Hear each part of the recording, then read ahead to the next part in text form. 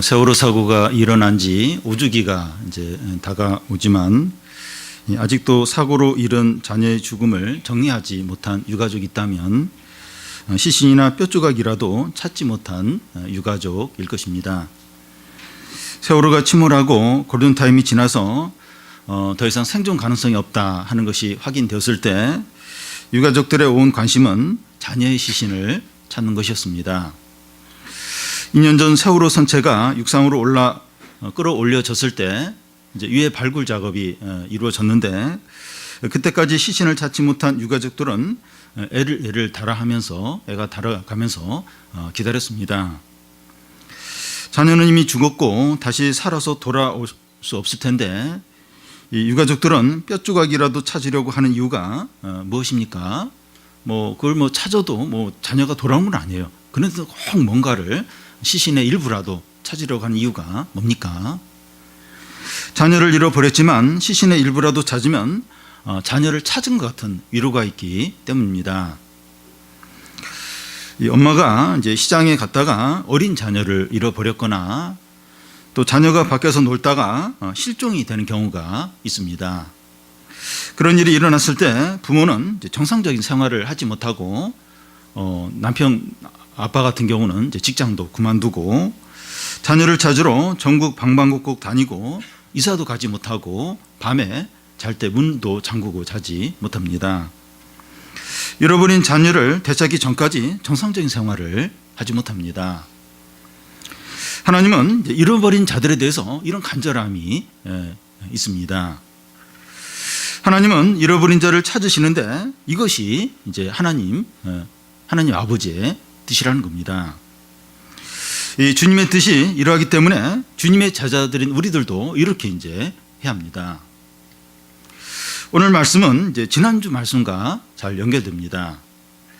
지난주에 어떤 말씀이 있었는가 하면 어린 소자를 이제 실족하게 하는 자는 차라리 연자 맷돌을 목에 매달고 깊은 바다에 빠지는 게 낫다고 했습니다. 그만큼 신앙이 어리고 약한 자들 넘어지게 하는 것은 큰 죄라는 겁니다. 그러면서 제자들에게 이제 어린아이같이 되어야 천국에 들어간다고 했습니다. 제자들도 이제 소자가 이제 되어야 합니다. 그래서 이제 오늘 말씀에 소자도 나오고 또 잃어버린 자도 나오는데 이들이 누구를 가리키는가? 제자들을 가리키고 또 모든 성도들을 가리킨다고 이제 볼 수 있습니다. 오늘 말씀의 시작은 이제 지난주 말씀에 이어서 이 소자들을 어떻게 대해야 되는가 하는 것을 말씀합니다.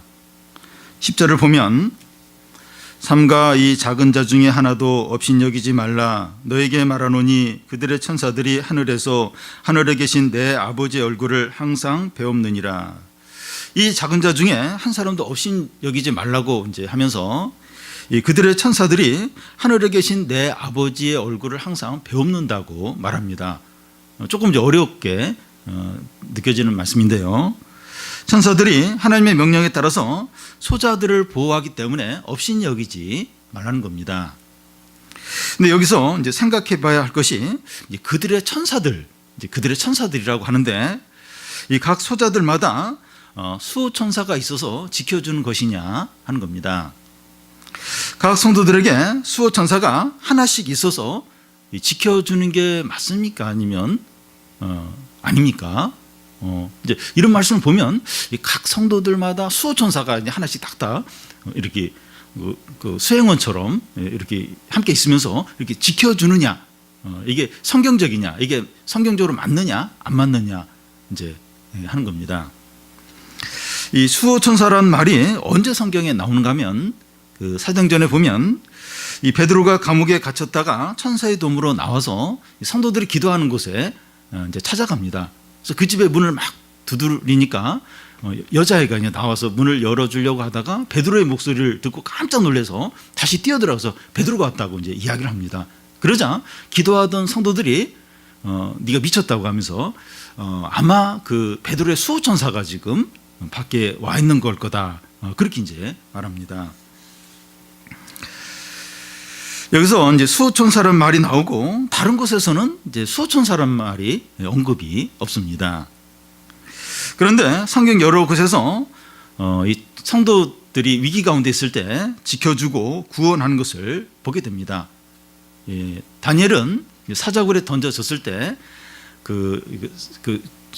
주의 천사가 사자들의 입을 막아서 이렇게 내가 물리지 않았다, 내가 보호될 수 있었다고 그렇게 말하고, 또 야곱이 형 에서를 만나러 가면서 크게 이제 두려워했는데 마하나임이라고 천사들의 부대가 야곱의 가족과 야곱을 이렇게 양쪽에서 호위하면서 지켜주는 것을 볼 수 있고, 엘리사가 머물고 있는 마을을 아람 군대가 포위를 했을 때 훨씬 더 많은 불말과 불병거가 엘리사를 지키는 것을 볼 수 있습니다. 또 시편 34편에 보면 여호와의 천사가 주를 경외하는 자를 둘러 진치고 그들을 건지신다고 이제 말씀합니다. 수호천사가 각 성도들을 1대1로 지키는 것은 아닐 수 있지만 주의 천사가 성도들을 위기 가운데서 보호하고 인도하고 구원하십니다. 특히 신앙이 어리고 약한 자들을 이 주의 천사가 지키십니다. 그래서 이 약하고 힘이 없고 가진 것이 없고 이 부족한 그 소자를 업신여기지 않아야 됩니다. 우리가 사람을 외모로 보고 소홀히 대하기가 쉬운데 주의 천사가 그를 지키고 있습니다. 그런 소자를 건드리는 건 호랑이 새끼를 건드리는 것과 같습니다. 저 어린 신자 뒤에 이제 하나님의 천사가 지키고 있다, 이걸 기억하고 이렇게 사랑하고 존중을 해야 됩니다. 그리고 이제 어린아이 같이 되어야 천국에 들어간다, 어린아이 같이 되지 않으면 천국에 결단코 들어가지 못한다, 그렇게 했기 때문에 우리가 어린아이 같이 되어야 돼요. 그래서 우리가 어린아이 같이 될 때 우리가 이제 소자가 됩니다. 진짜 소자가 돼요. 소자. 어린아이 같이 돼야 되니까 진짜 이제 소자가 됩니다.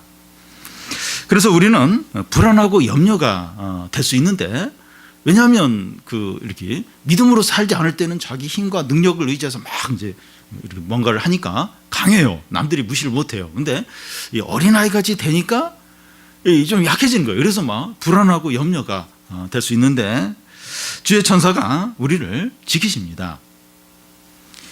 우리가 이리 가운데 양처럼 살아가는데, 그러니까 예수님을 믿고 어린아이 같이 되면 양처럼 다 이리들인데, 맹수들인데, 밀림인데, 우리가 사는 세상이 밀림인데, 정글인데 이 어린 양처럼 살아야 되는 거예요. 참 그렇게 불안불안하게 살지만 주의 천사가 지켜주시고 인도해 주십니다. 우리는 어린아이 같이 되어 진짜 이제 약해졌는데 진짜 강한 하나님이 지켜주는 겁니다. 우리가 신앙 때문에 약해진 것을 느낄 수 있는데 절대로 약한 것이 아니에요. 그러니까 우리가 참 은혜를 받고 막 어린아이 같이 이제 돼야 된다 해서 막 그렇게 할 때 약해진 것 같아요. 약해진 게 느껴져요. 누가 뭐 말을 해도 막 같이 대받아지지도 못하고, 그래서 약해진 게 느껴진데 약해진 게 아니에요.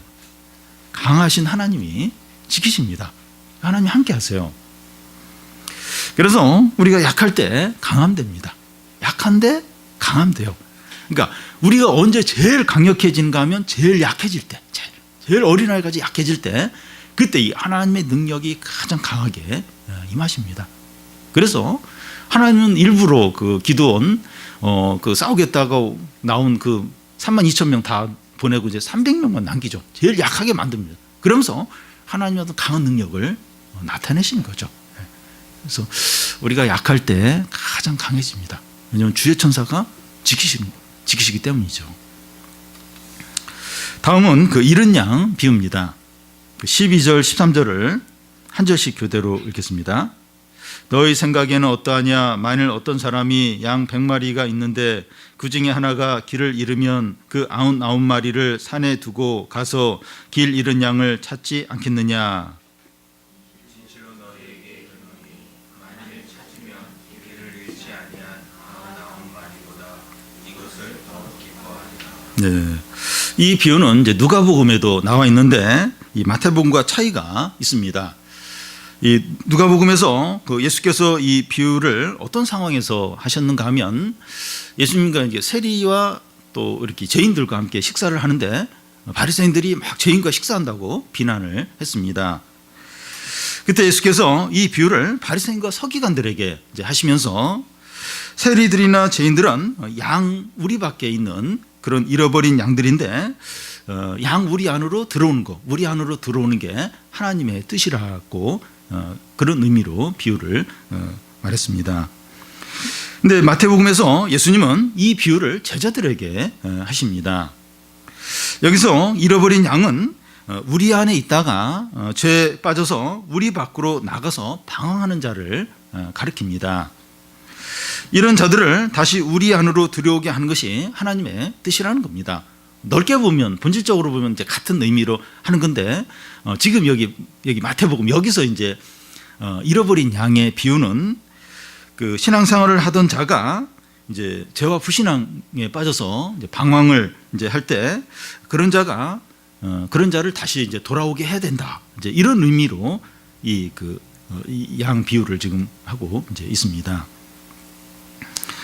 이런 양 비유는 이제 두 가지 강조점이 있습니다. 하나는 목자는 그 잃어버린 양을 반드시 찾는다는 겁니다. 목자가 양 이제 100마리를 이제 그 들에서 풀을 뜯기다가 저녁이 되어서 이제 돌아가려고 하면서 이제 양을 이제 세 보니까 한 마리가 안 보입니다. 그럴 때 목자는 한 마리가 없지만 99마리가 있으니까 됐다 이러면서 이렇게 돌아가자 그렇게 하지 않습니다. 99마리를 들에 둘고 잃어버린 양을 찾으러 이제 갑니다. 99마리는 이제 중요하지 않고 잃은 양만 중요하다 하는 것이 아니라 99마리가 함께 있는 것보다 잃은 양을 찾는 게 더 중요하다는 겁니다. 이 목자는 양의 이름을 부르며 골짜기, 풀숲, 동굴 또 낭떠러지 할 것 없이 모든 것을 다니면서 양을 찾습니다. 그 목자가 막 양을 찾다가 넘어지고 어디에 찍히고 또 상처가 나더라도 양을 찾으러 끝까지 갑니다. 집에서 기르는 애완견을 잃어버리게 되었을 때 개 주인은 절대로 포기하지 않고 개를 찾는다는 그런 전단지를 전봇대가 붙이고 이 개를 이렇게 찾아주면 또 알려주면 이렇게 돈을 주겠다고 현상금까지 이렇게 내겁니다. 자녀를 잃어버린 부모는 절대로 포기하지 않습니다. 자녀가 공부도 안 하고 방황하고 신앙생활을 하지 않아도 부모는 절대로 포기하지 않고 안타까우면서 속을 태웁니다. 참 굉장히 이제 힘들어하면서 이제 자녀가 다시 좀 회복되기를 이제 바랍니다. 주님은 잃어버린 자들에 대해서 이렇게 하십니다. 죄와 불신앙에 빠져 하나님을 떠나서 방황하는 자를 주님은 끝까지 찾습니다. 탕자가 아버지를 떠난 이후에 아들이 돌아올 때까지 아버지는 그 마을 입구에서 계속 그 아들을 기다렸습니다. 죄에 빠져서 신앙을 떠난 사람이 이제 돌아오는 경우가 있는데 그가 대단한 결단을 하거나 의지가 좋아서가 아니라 주님이 포기하지 않고 끝까지 찾았기 때문입니다. 주님은 지금도 하나님을 떠나서 방황하는 사람을 포기하지 않고 찾고 계십니다. 주님이 절대 포기하지 않아요. 찾고 계세요. 이 비유의 이제 다른 하나의 강조점은 목자가 잃어버린 양을 찾았을 때 너무나 기뻐한다는 겁니다. 누가복음에 보면 목자가 잃었던 양을 찾았을 때 어깨에 메고 기뻐하면서 사람들을 불러서 잔치를 벌이는 것을 볼 수 있습니다. 99마리보다 잃어버린 되찾은 양이 더 중요하기 때문이 아니라 잃어버렸던 양을 되찾았을 때 그 기쁨이 너무나 크기 때문입니다. 탕자가 집으로 돌아왔을 때 거지예요. 냄새도 막 나고. 그렇지만 아버지는 아들의 목을 끌어안고 입 맞추고 발에 신을 신기고 손가락에 가락지를 끼우고 송아지를 잡아서 큰 잔치를 이제 벌립니다. 잃었던 아들을 되찾은 것이 죽은 아들이 살아난 것과 같기 때문입니다. 잃어버렸던 애완견을 이제 며칠이 지나서 다시 찾았을 때 강아지에게 입 맞추고 안아주고 함께 뒹굴면서 장난을 치고 이 강아지가 제일 좋아하는 음식을 줍니다. 잃어버렸던 자녀를 몇 년이 지나서 이제 되찾았을 때 너 몇 년 동안 공부 안 했으니까 공부해야 된다 이러면서 그렇게 하겠습니까? 공부 안 해도 된다. 네가 우리와 함께 있는 것은 충분하다. 그렇게 말하죠. 되찾은 자녀만으로도 너무나 기쁘고 행복하기 때문입니다. 성도 여러분, 방황하고 제 가운데 살고 불신앙 가운데 살던 사람이 회개하고 돌아왔을 때 가장 기뻐하는 분은 주님이십니다. 요한복음에 보면 그 사마리아 여인이 그 예수님 만나고 나서 물동이를 이렇게 버려두고 마을에 가서 그 사마리아 사람들에게 예수님께 나오라고 막 전도를 합니다. 그러는 사이에 마을에 가서 먹을 것을 구해온 제자들이 음식을 예수님께 내어놓으면서 드시라고 합니다. 그러자 예수님은 나에게 음식이 따로 있다고 하면서 음식을 드시지 않습니다. 방금 전에 사마리아 여인이 예수를 믿고 거듭나고 여인을 통해서 많은 사마리아 사람들이 돌아오는 것을 보면서 너무나 기쁘고 행복해서 먹지 않아도 배부르기 때문입니다. 더 나아가 예수님이 낮아지고 조롱당하시고 고난당하시고 십자가에서 죽음을 당하셨는데 자원함으로 기쁨으로 하셨습니다. 왜냐하면 예수님이 자신의 고난과 죽음을 통해서 많은 사람들이 구원을 받고 영생을 얻게 되기 때문입니다. 이 자리에 있는 우리는 다 정욕과 욕심 가운데 살았던 그런 진노의 자녀들이고 잃어버렸던 자들이었습니다. 우리 다 정욕과 욕심으로 살던 자들이에요. 잃어버렸던 자들이고 하나님의 진노의 자녀들이었습니다. 그런데 우리가 구원받고 하나님의 자녀가 될 것을 보시고 예수님이 기쁨으로 고난을 당하시고 죽임을 당하신 것입니다. 우리가 이렇게 우리가 죄 용서받고 이 구원받을 걸 바라보시면서 2000년 전에 고난 당하시고 죽으신 겁니다.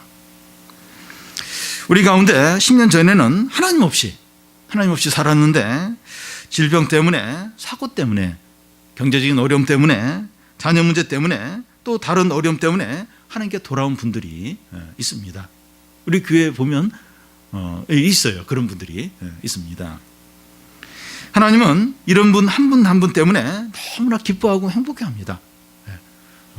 원래부터 이제 이렇게 신앙생활을 하던 분들도 하나님이 사랑하시지만 그런 분들, 원래 10년 전에는 하나님 없이 살았는데 질병 때문에 또 어떤 경제적인 어려움 때문에 자녀 때문에 이렇게 하나님께 나온 자들 너무나도 기뻐하십니다. 14절에 보면 우리 같이 한번 읽겠습니다. 이와 같이 이 작은 자 중에 하나라도 읽는 것은 하늘에 계신 너희 아버지의 뜻이 아니니라. 다시 말해서 잃어버린 자들을 찾는 것이 하늘에 계신 너희 아버지의 뜻이라는 겁니다. 우리는 이 하나님의 뜻이 무엇인가 궁금해할 때가 있습니다. 우리에게 이런저런 일이 일어났는데 하나님의 뜻이 어디 있는가? 왜 이런 일이 일어났는가? 하면서 하나님의 뜻을 알고 싶어할 때가 있습니다. 우리에 대한 하나님의 뜻이 무엇입니까? 잃어버린 자들이 하나님께 돌아오는 겁니다.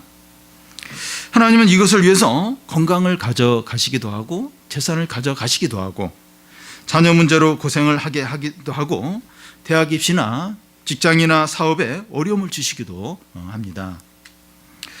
믿는 자들에게는 모든 것이 합력하여 선을 이룬다고 했는데 그 선이 뭡니까?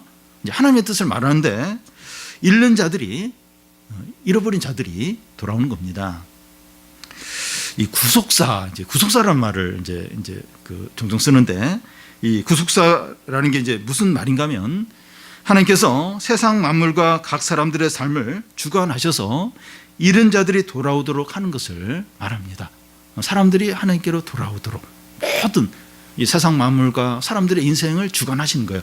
그러면서 이제 결국 사람들이 돌아오도록, 잃어버린 자들이 돌아오도록 하는 게 구속사입니다.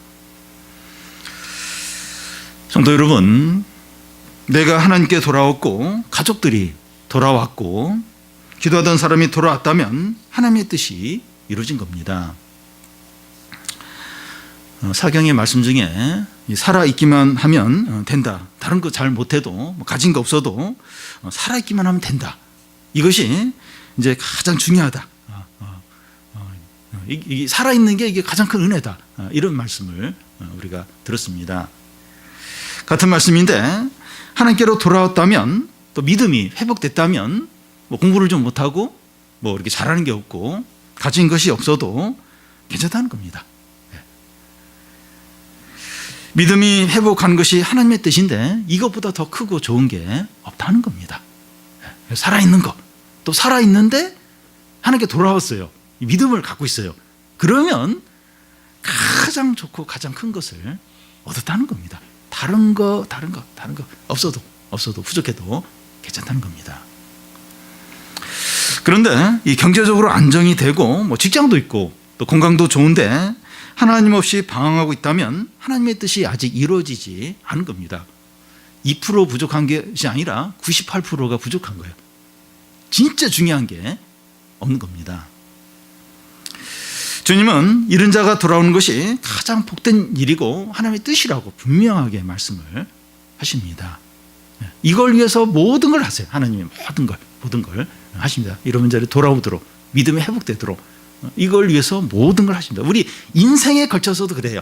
그리고 각 사람에 대해서, 이 세상에 대해서도 그러합니다. 그게 이제 구속사예요. 그게 하나님의 뜻입니다. 그러면 그 잃는 자들이 돌아오는 것이 주님의 뜻이라면 이 주님의 제자들은 주님의 뜻이 이루어지도록 해야 합니다. 주님의 제자인 우리들은 잃은 자들이 돌아오도록 해야 하는 겁니다. 여기서 그 잃는 자는 뭐 집을 나간 사람을 말하는 것이 아니라 하나님을 떠나서 제 가운데 사는 자들을 가리킵니다. 좀 더 정확하게 말하면 전에는 신앙생활을 하는데 어느 때부터인가 신앙에서 멀어지면서 제 가운데 빠져 사는 자를 말합니다. 이런 교인들에게 해야 할 것이 있는데 해야 할 것이 이제 권징인데 권면하고 징계하는 것을 말합니다. 치료도 여기에 해당됩니다. 권징의 목적은 창피를 주고 처벌하는 데 목적이 있는 것이 아니라 회복시키고 돌아오게 하는 데 있습니다. 오늘 말씀에 보면 이 권징은 3단계가 있는 것을 알 수 있습니다. 첫 번째 단계는 개인적인 권면이고 이제 두 번째는 몇몇 증인과 함께 권면하는 것이고 이 세 번째는 교회적으로 권면과 징계를 하는 겁니다. 먼저 첫 번째 단계인데 그 15절을 보면 우리 같이 한번 읽겠습니다. 내 형제가 죄를 범하거든 가서 너와 그 사람과만 상대하여 권고하라. 만일 들으면 내가 내 형제를 얻는 것이요.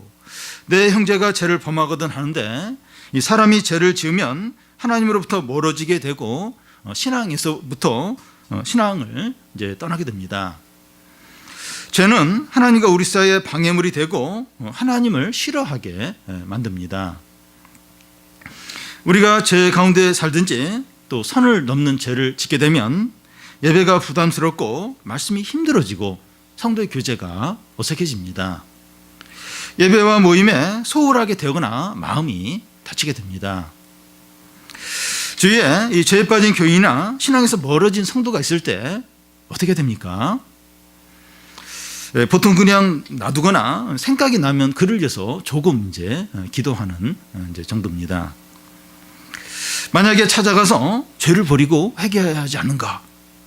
신앙이 안 좋은 것 같은데 무슨 일이 있느냐? 이렇게 물으면 고맙다고 그렇게 하기보다도 왜 남의 사생활에 간섭하느냐? 짜증난다. 그렇게 할까봐 망설여집니다. 이렇게 찾아가서 이렇게 신앙적인 권면을 하면 고맙다고 이제 그렇게 하기보다는 짜증난다 이러면서 면박을 줄까봐 그게 이제 망설여집니다. 서로 관계가 안 좋아질까봐 선뜻 이제 다가가지 못합니다.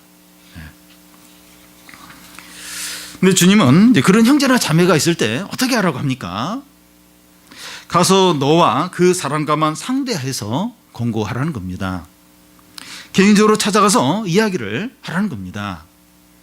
죄를 버리고 회개하고 하나님께 돌아오라고 권면을 하는 겁니다. 만일 그가 들으면 내가 내 형제를 얻는다는 겁니다. 그 영혼이 이제 어둠에서 빛으로, 죽음에서 생명으로, 사단에게서 그리스도에게로 옮겨지게 됩니다. 그러니까 딱 그 가서 이제 권면을 했는데 듣는 거예요. 듣고 이제 회개를 하고 신앙을 회복하면 죽음에서 생명으로, 사단에게서 그리스도에게로 옮겨지게 됩니다. 그래서 한 영혼을 살리고 지옥에서 건지는 일인데 관계가 안 좋아질까 봐 염려하면서 무관심하면 안 된다는 겁니다. 그 영혼을 지옥에서 건지는 일이에요. 근데 관계가 이렇게 좀 안 좋아지면 어떨까? 그래가지고 그걸 이렇게 포기하고 무관심하고 하면 안 된다는 겁니다. 이 사랑의 반대는 증오가 아니라 무관심입니다. 어색해지고 관계가 불편해질까 봐 무관심하면 안 돼요. 그거 싫어하는데 또 관계가 더 나빠질 텐데 그게 싫어서 그냥 무관심해버리면 안 된다는 겁니다. 이런 영혼을 찾는 것이 하나님의 뜻인데 우리 이기적인 마음으로 무관심하면 안 됩니다. 그리고 또 그런 사람이 또 미울 수 있어요. 그게 뭐 가족이든지 자녀든지 또 뭐 친구든지 또 뭐 교인이든지 그럴 수 있는데, 그러니까 이렇게 주고받고 만나서 이야기하면 힘이 되는 그런 사람이 좋지, 가서 막 이렇게 이야기해도 얘기도 안 듣고 또 막 이렇게 또 상처나 받고 돌아올 수 있고 그런 사람은 미워요. 막 미울 수 있고 막 부담스러울 수 있고 그래서 막 멀리할 가능성이 많습니다. 근데 가서 찾아가서 이렇게 공고하면 이야기를 하면 그 사람이 회개하고 돌아올 수도 있는 거예요. 그러면 그 영혼을 죽음에서 생명으로 이 지옥에서 건져내는 그런 일인데, 그런 어떤 그 이기적인 마음으로 무관심하고 또 이렇게 찾아가지도 않고 미워하고 그렇게 하면 되겠느냐 하는 거예요. 그렇게 해도 되느냐 하는 겁니다. 이 건징의 두 번째 단계는 그 16절에 나와 있는데요. 만일 듣지 않거든 한두 사람을 데리고 가서 두세 증인의 입으로 말마다 확증하게 하라. 개인적으로 찾아가서 권면했는데 고집을 부리며 거부할 수 있습니다. 그럴 때 낙심하거나 포기할 수도 있고 또 이런 사실을 다른 사람에게 이야기해서 소문나게 할 수도 있습니다. 어떤 교인의 죄와 허물을 알고 있을 때 소문내지 않아야 됩니다.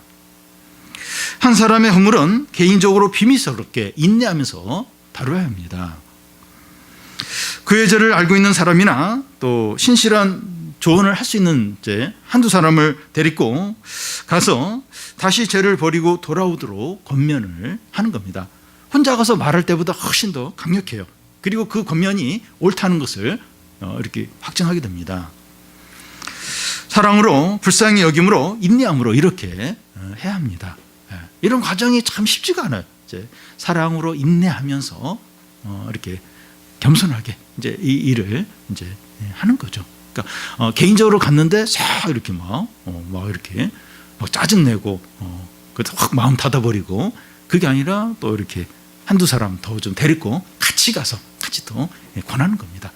사랑으로, 인내함으로, 불쌍히 여김으로 권하는 겁니다. 이 권징의 세 번째 단계는 교회적으로 하는 겁니다. 우리 17절 같이 한번 읽겠습니다. 만일 그들의 말도 듣지 않거든 교회의 말하고 교회의 말도 듣지 않거든 이방인과 세리같이 여기라. 이 두세 사람이 함께 권면해도 듣지 않으면 교회에 말하라는 겁니다. 그러면 이제 장로들이 이제 그를 만나서 권면을 하게 되는데, 그래도 듣지 않으면 이방인과 세리같이 여기라는 겁니다. 그러니까 개인적으로 해도 말 안 들으면 몇 사람이 가서 이렇게 해서 권면하고, 그래도 안 들으면 그렇다고 확 포기하는 게 아니라 교회에 이야기하는 거예요. 그래서 장로들이 가서 이제 그 사람을 만나서 권면을 이제 하게 하는 겁니다. 이제 그래도 듣지 않으면 이방인과 세리같이 여기라는 겁니다. 여기서 이방인과 세리는 교회 밖의 사람, 곧 불신자들을 대표합니다. 이방인과 세리같이 여기라고 하는 것은 그를 교회에서 내보내고 불신자같이 여기라는 겁니다. 왜 그를 교회에서 내보내야 하는가 하면, 놔두면 이제 계속 이제 이렇게 죄의 어떤 그런 영향력이 교회 전체에 퍼지게 되는 겁니다. 죄를 이렇게 짓고 회개도 안 하고 계속 그렇게 해도 괜찮구나. 괜찮아.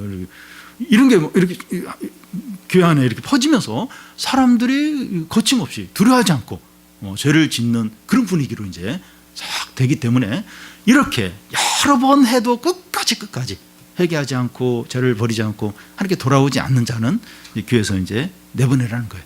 내보내고 이제 교제를 불신자같이 여기라는 겁니다.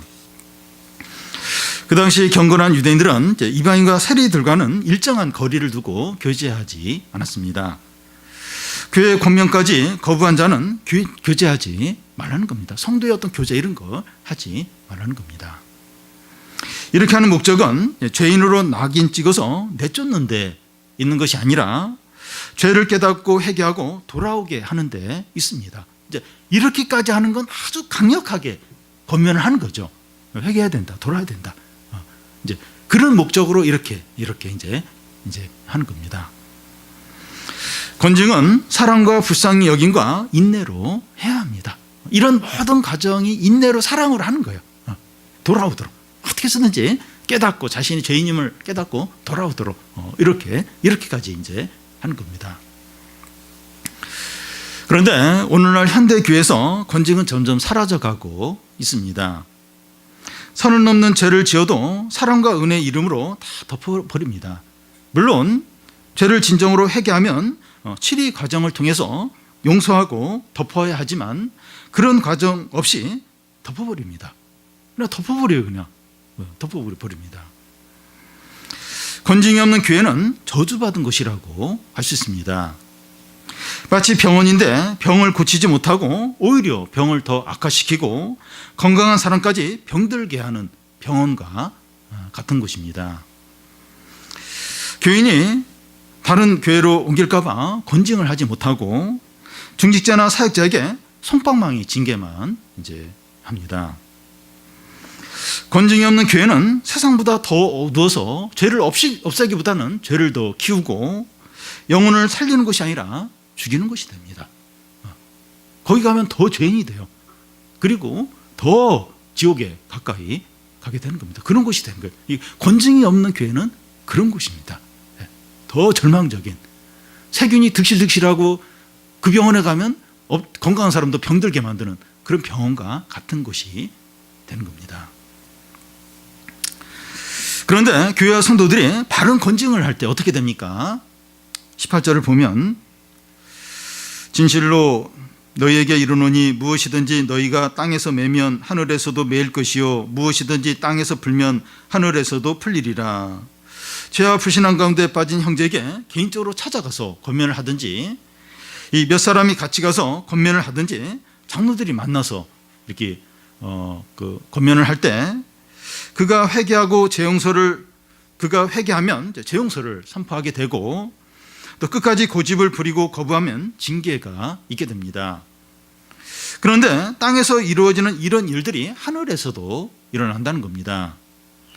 땅에서 죄 용서가 선포되면 하나님 앞에서도 죄 용서가 되고 땅에서 징계가 있게 되면 하나님 앞에서도 징계가 있는 겁니다. 성도들과 교회가 믿음으로 결정하는 일들은 하늘에 계신 하나님이 비준을 합니다. 하나님 다 거기에 대해서 사인을 해요. 그걸 확정을 짓습니다. 그래서 우리는 어떤 성도나 몇몇 성도들이나 이 장로나 사역자들이 신앙적인 권면을 할 때 당신이 뭔데? 장로님이나 전도사님이나 목사님 뭔데? 나에게 이래라 저래라 하느냐? 나를 왜 죄인 취급하느냐? 그렇게 하지 않도록 해야 합니다. 이것은 결코 작은 죄가 아닙니다. 나를 회복시키려고 하나님께서 이분을 보내셨구나 하는 것을 인정하고 겸손과 두려움으로 반응해야 됩니다. 마지막으로 한 가지만 더 생각해 보아야 할 것은 이 권징할 때 기도를 해야 한다는 겁니다. 19절을 보면 같이 한번 읽겠습니다. 진실로 다시 너희에게 이르노니 너희 중에 두 사람이 땅에서 합심하여 무엇이든지 구하면 하늘에 계신 내 아버지께서 그를 위하여 이루게 하시리라. 앞에서 두세 성도들이 방황하는 형제에게 찾아가서 권면하는 것이 있었습니다. 그 두세 성도들이 이제 마음을 같이하여 이제 방황하는 형제를 위해서 기도를 하면 하늘에 계신 내 아버지께서 이루신다는 겁니다. 두세 사람이 마음을 같이하여 방황하는 한 영혼이 돌아오도록 기도할 때 놀라운 응답들이 있습니다. 그러니까 누군가를 위해서 몇 사람이, 두 사람, 세 사람이 같이 막 간절히 기도를 하는 거예요. 영혼이 좀 회복되도록 다시 돌아오도록 회개하도록 기도할 때 참 놀라운 응답들이 그런 은혜들이 회복들이 있는 것을 이제 볼 수 있습니다. 그런데 19절을 다시 보면 무엇이든지 구하면이라고 하는데 방황하는 영혼이 돌아오는 것 그런 문제뿐만 아니라 무엇이든지 기도하면 하나님께서 들으신다는 겁니다. 두 사람은 이제 소수죠. 소수지만 마음을 같이 해서 무엇이든지 기도하면 하나님께서 응답을 주신다는 겁니다. 부부끼리 같은 이제 또래끼리 또 두 교인이 이런저런 이야기를 하면서 걱정을 하게 돼요. 좀 어떻게 하면 좋을까? 걱정을 하게 되는데 한 사람이 우리 같이 기도하자. 그래서 그 걱정되는 일을 위해서 기도할 때 하나님께서 이루신다는 거예요. 다 마음을 같이 해서 두 사람이 기도할 때 하나님께서 하나님이 이루신다는 겁니다. 많은 사람이 모여서 기도하는 것도 아니고 두 사람이 기도하는 것인데 무슨 능력이 있을까 할 수 있는데 절대 그렇지 않습니다. 절대.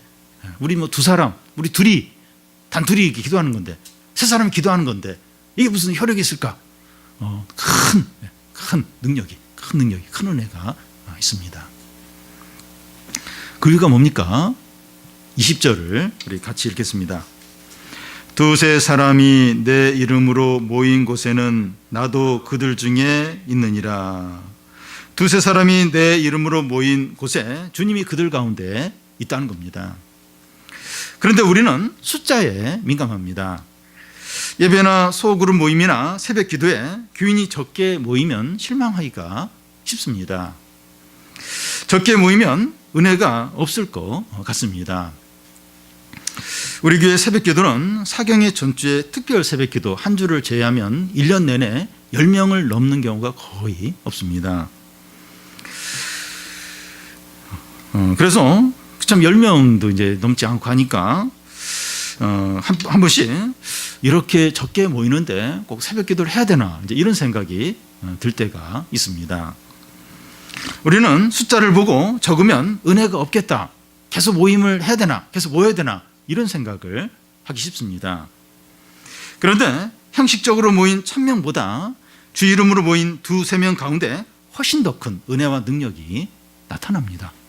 1000명이 모였는데 뭐 별 생각도 없이 그냥 모인 거예요. 모여서 뭐 이렇게 하는 것보다 2-3사람이 주의 이름으로 모인 게 훨씬 더 능력이고 더 큰 은혜가 나타납니다. 하나님의 영광과 응답은 숫자에 달린 것이 아니라 주님의 함께 하심에 달렸기 때문입니다. 요나단이 그 브레셋과 전쟁하기 전에 이야기한 게 이 전쟁이 숫자에 달려 있는 것이 아니라는 거예요. 하나님의 함께 하심에 달려 있다는 겁니다. 기도도 마찬가지예요. 숫자에 달려 있는 것이 아니라 주님의 함께 하심에 달려 있습니다. 여기서 이 주의 이름으로 모인다는 것이 어떤 것입니까? 주의 이름으로 모일 때 이제 주님 함께 하신다 이런데 주의 이름으로 모이는 게 어떤 겁니까? 모임을 그 카페 같은데 커피숍 같은 데서 하는 게 아니라 교회에서 꼭 모이고 기도할 때 마지막으로 예수 그리스도 이름으로 기도합니다. 이제 그렇게 하는 걸 의미합니까? 모임에 주님의 주권을 인정하고 주님을 경외하고 주님을 사랑하고 주님의 뜻을 구하는 겁니다. 2-3사람 소수이지만 하나님을 바라보고 하나님을 의식하고 말씀을 붙들고 기도하는 겁니다. 그리고 주님이 함께 하신다고 하는 것은 주님이 함께 하신다. 이게 뭔가 하면 주님이 인도하시고 보호하시고 구원하시고 응답하신다는 것을 의미합니다. 그래서 예배나 모임에 이 다른 때보다 적게 모였거나 원래 모이는 인원이 작을 때 낙심할 것이 아니라 주님이 우리와 함께 하시도록 구하고 더 하나님을 바라보고 은혜를 구하시기를 바랍니다. 제 경험적으로 보면 인원이 많아서 이렇게 막 만족을 할 때보다 적을 때가 더 많은 은혜와 기쁨과 회복이 있었던 그런 기억들이 있습니다. 왜냐하면 인원이 적으면 이렇게 마음이 좀 겸손해져요. 간절해지면서 더 은혜를 구하게 되죠. 그러면 이제 더 많은 은혜가 이제 이렇게 나타날 기회가 이제 되는 겁니다. 그러니까 많으면 인간적으로 만족이 돼요. 그리고 그걸 막 의지해요. 그러면서 그 마음이 간절해지기가 조금 어려운데 인원이 아예 적어버리면 이렇게 더 마음이 겸손해져요. 더 이렇게 간절해지면서 하나님께 더 은혜를 구하니까 더 많은 은혜가 나타날 수 있는 겁니다. 두세 사람이 내 이름으로 모인 곳에 나도 그들 중에 있다는 사실이 얼마나 우리에게 큰 위로와 힘이 되는지 모릅니다. 주님이 우리와 함께 하신다면 두려울 것이 없고 부족할 것이 없습니다. 우리는 예배로 모였든지 소모임으로 모였든지 마음을 같이하여 무엇이든지 기도하는 겁니다. 특히 잃은 자들이 돌아오도록 하는 것이 하나님의 뜻인데 하나님의 뜻이 이루어지도록 두세 사람이라도 마음을 같이해서 열심히 기도를 하는 겁니다. 전에 신앙생활을 했지만 지금 하지 않는 가족이나 친구나 또 교인이나 아는 사람이 있습니까? 있어요. 전에 신앙생활을 했는데 그러니까 뭐 교회로 옮긴 그런 사람 말고 교회를 떠난 신앙에서 멀어진 신앙생활을 하지 않는 그런 사람들 또 지금 약해져 있는 그런 사람들이 있습니다. 전도가 필요한 교회 밖에 사람들이 있습니까? 있어요. 기억나는 사람들이 있습니다. 지금 방황하고 침체되어 있는 사람이 있습니까? 있어요. 그런 사람들이 있습니다. 찾아가서 권하시기를 바랍니다. 서로의 관계가 불편해지고 오해를 받을까 봐 걱정이 됩니까? 괜히 지금 관계는 나쁘지 않는데 괜히 또 이렇게 권했다가 관계가 더 악화되는 거 아닌가? 그 염려가 됩니까? 한 영혼을 지옥에서 건져내고 죄와 사망과 사단의 세력에서 건져내는데 그러한 사소한 이유로 피하려는 것이 합당합니까? 또 관계가 좀 안 좋아질 텐데 또 짜증날 텐데 그것 때문에 지옥에서 건지는 건데 죽음에서 생명을 옮기는 건데 그걸 미루면서 피하겠습니까? 이런 영혼이 돌아오는 것이 주님의 뜻인데 모른 척 하겠습니까? 우리 주님의 제자예요. 주님의 제자면 당연히 주님의 뜻을 구해야 되죠. 그런데 이런 영혼이 돌아오는 것이 주님의 뜻인데 모른 척하고 무시를 하겠습니까? 예수님은 잃어버린 자들이 돌아오는 것을 보면서 음식을 먹지 않아도 될 정도로 너무나 배불러 하시면서 기뻐하시면서 행복하셨습니다. 우리에게도 이런 기쁨과 행복과 즐거움이 넘치기를 바랍니다.